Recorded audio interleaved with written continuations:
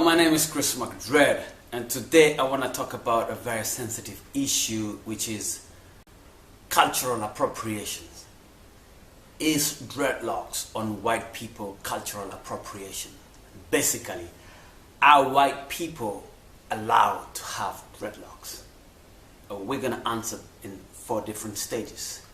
So the first thing I would first want to understand is how are dreadlocks formed?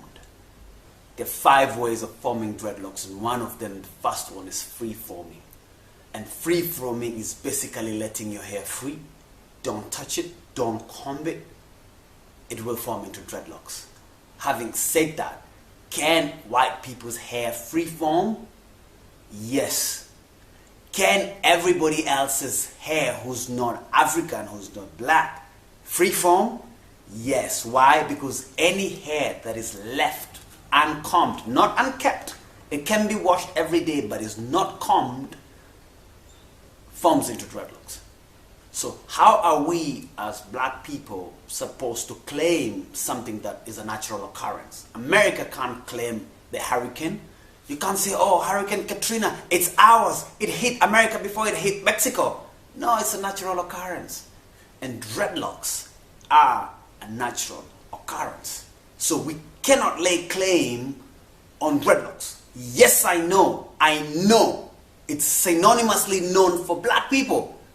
But anybody with hair on their head and doesn't comb it will form into dreadlocks. How are you supposed to lay claim into a natural occurrence?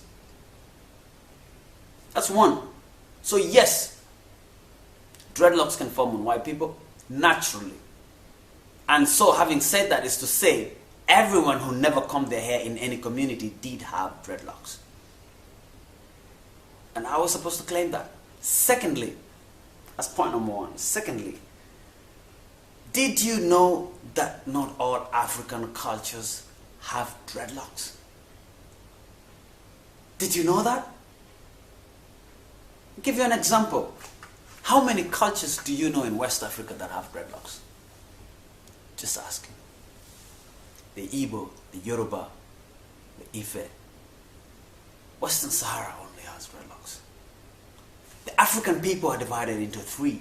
The Kushites, the Nilotes, and the Bantus. The Kushites are in North Africa, all the way from Ethiopia going up. Sudan, Somali, Eritrea, Egypt, Libya, Chad, Morocco, all that is Kushites. And they don't have a culture of dreadlocks. The Ethiopians don't have a culture of dreadlocks. They have a culture of braiding. Only one tribe in Ethiopia does dreadlocks, which is called the Oromo people. In case. Now, the Nilotes. How do you know a Nilot? The dark-skinned people, I'm sorry, this is just, by the way, dark-skinned, very dark-skinned people with a blunt nose. 90% of the Nilotes don't have dreadlocks in their culture. Do your research, I've done mine. The Bantus have dreadlocks. In the Maasai culture, which is known for dreadlocks, women don't have dreadlocks. Men have dreadlocks at a specific age when you're a warrior. They're called the Morans. When you're a warrior, you're allowed to have dreadlocks. Once you're married with family, you're not allowed to have dreadlocks, which means every man from that tribe that has dreadlocks and is married is in cultural appropriation. My culture, I come from the Mau Mau tribe. We're known for dreadlocks. However, only the warriors again are supposed to have dreadlocks.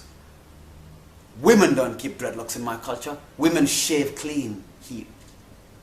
Women shave clean. So my wife has had dreadlocks for 9 years. My sister had dreadlocks for 8 years. It means they were in cultural appropriation, because the culture does not allow them to have dreadlocks. And I passed through the warrior stage, born and brought up in the culture, in the ways of the culture, circumcised in the ways of the culture. I understand my people. I may sound sophisticated, but I'm tribal to the core. However, I am married and with children. I am not allowed to have dreadlocks according to my culture, because it's reserved for the warrior clan. And unless I'm the leader, I have passed. I'm an elder now. I'm a sophisticated elder. are supposed to sit in the council of elders, and that you don't have dreadlocks to have on. So I am in cultural appropriation. It's inappropriate to talk about cultural appropriation in any culture, especially on the black people. That and not least, let's just take it. Let's just say, dreadlocks are for black people. White people are not supposed to have dreadlocks. Let's just say that.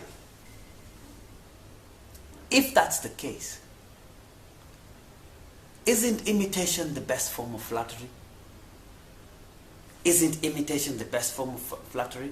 Haven't we been complaining so much that we have become so white with everything we do? The clothes we wear, the schools we went to, the history, the heritage, and suddenly people are attracted to who we are and we want to repel them? What's the difference between us and our oppressors? If we're going to have to marginalize people, if we're going to have to put people like, you're not in our race, you're not supposed to do this. What's the difference between you and the slave master?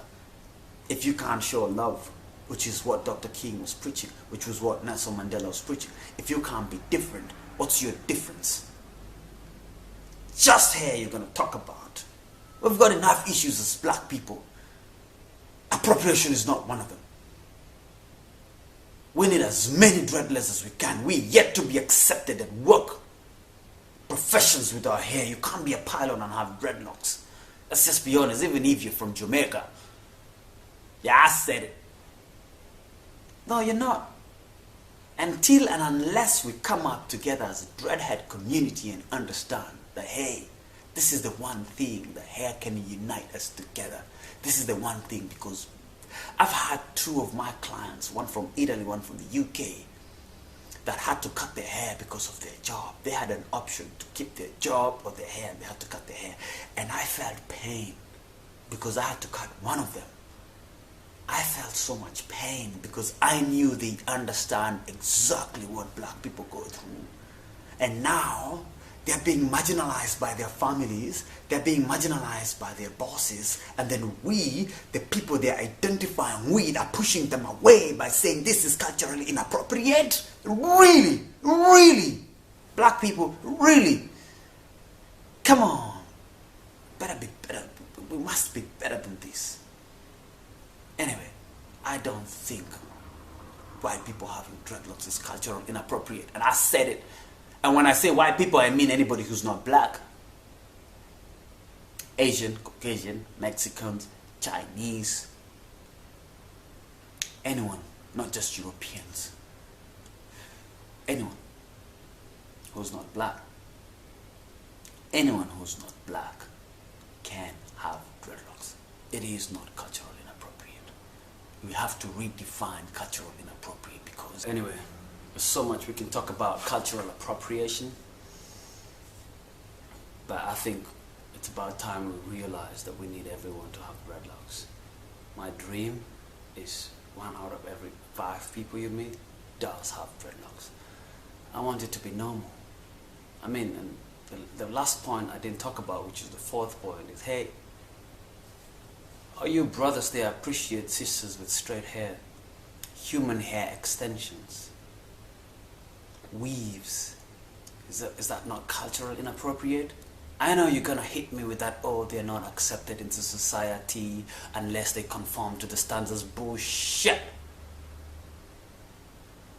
Over 18 years old, you have a choice to make.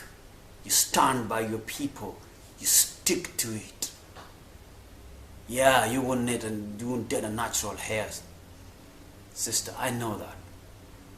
Yeah, we prefer the light-skinned sisters over the dark-skinned sister. Colorism is another thing that we have to deal with every day as black people. Yeah, I know that. So is it okay for us to tell our women or let our women have straight hair? Some of you or your parents will let you even have dreadlocks. Your wife won't let you have dreadlocks. Your father, once he sees you with dreadlocks, starts to push you away and shows the disgust about it. Tell me about it. I'll tell you about it. My own people don't like to see me with dreadlocks. We want to talk about cultural appropriation of white people. We have our own issues to deal with, black people. Let's focus on them. Cultural appropriation is not one of them. Can white people have dreadlocks? Yes.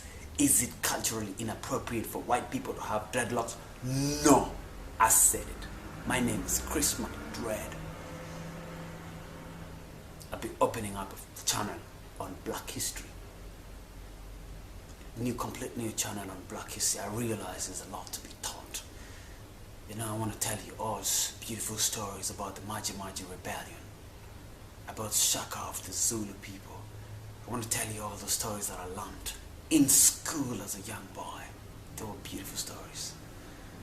But for now, my name is Kris McDread. This is my hobby. See you soon. I love you people. Subscribe.